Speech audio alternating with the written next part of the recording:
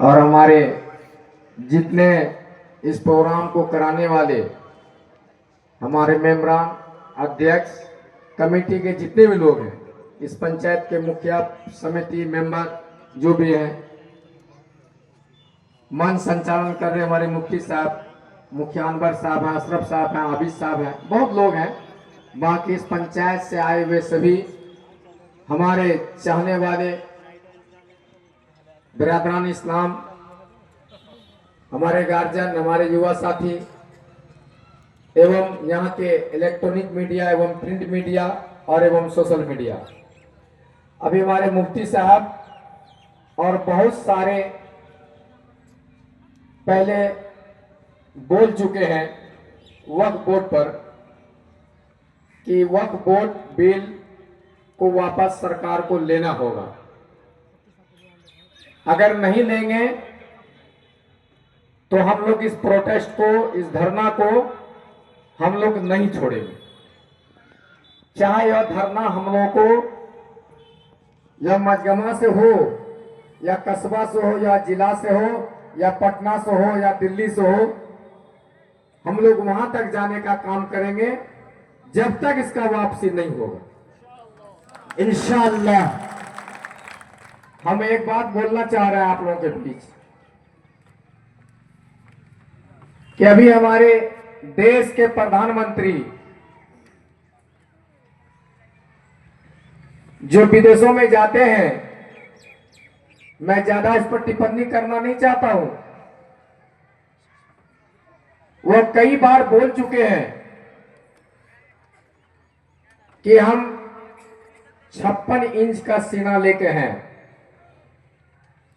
और I am power man India. यह power उनको किसने दिया? आप इतिहास को उल्टा के आप देख लीजिए। यह बोलने का पावर अगर मिला है तो हमारे इस देश का जो शहीद हुए हैं टीपू सुल्तान, जिन्होंने इस देश को तोड़ देने का काम किया है। हमारे देश के जो पूर्व राष्ट्रपति हैं एपीजे अब्दुल कलाम, जिन्होंने परमाणु हथियार देने का काम किया है, उसी के ताकत पर आप विदेशों में जाके 56 इंच का सीना का बात करते हैं। और वही टीपू सुल्तान, वही एपीजे अब्दुल कलाम इसी वक्त की जमीन पर वो लेटे हुए हैं और उस जमीन को आप कब्जा करना चाह रहे हैं। नहीं होगा, किसी कीमत पर नहीं होगा, नहीं होगा।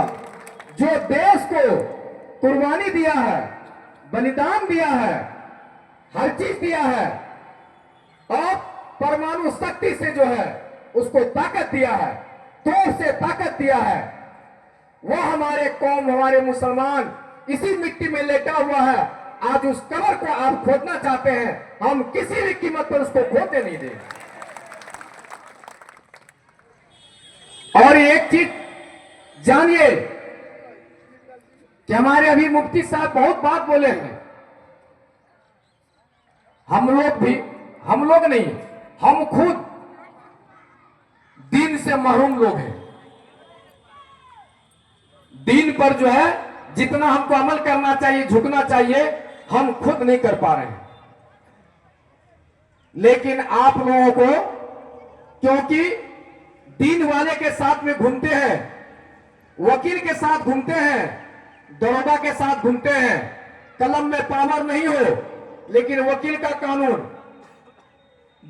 कौन दफा में क्या चार्ज लगेगा, आलिमों के पीछे घूमते हैं, उससे सीखने का मौका मिलता है।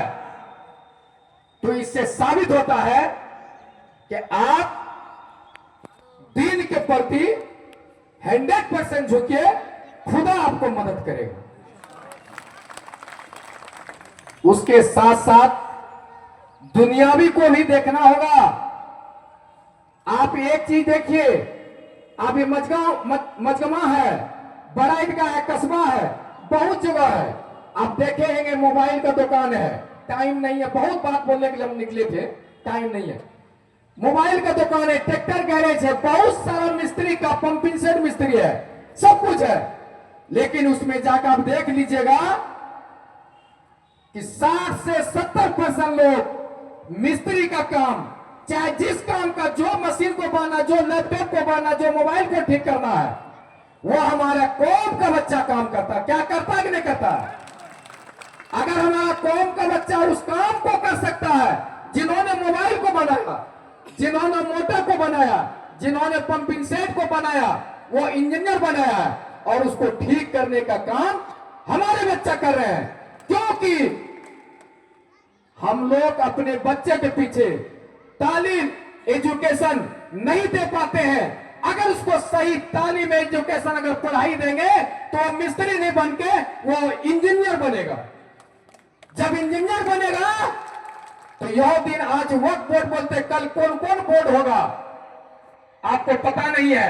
अगर आपका बच्चा पढ़ निकलेगा ना, आपके पास में जगह जमीन नहीं रहेगा, डीएम के सामने, एसपी के सामने वो बात करने का उसके पास कैपेसिटी होगा। आप एक चीज लास्ट बात आप सुनिए, 2014 से पहले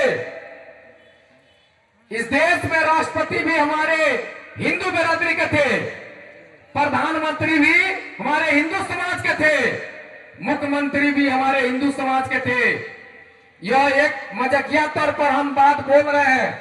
हमारे जो हिंदू समाज है, मैं उनको ही बोलना चाह रहा हूं कि मजाक के तौर पर इस बात को हम बोल रहे हैं, इस बात को गौर करके सुनिए। और चीफ जस्टिस भी हमारे हिंदू समाज के, जितना पदाधिकारी है वो हिंदू समाज के, जितने आला अधिकारी है हिंदू समाज के। लेकिन 2014 के बाद जो अब बीजेपी सरकार आई है, तो सारा पथ में भी वही लोग हैं।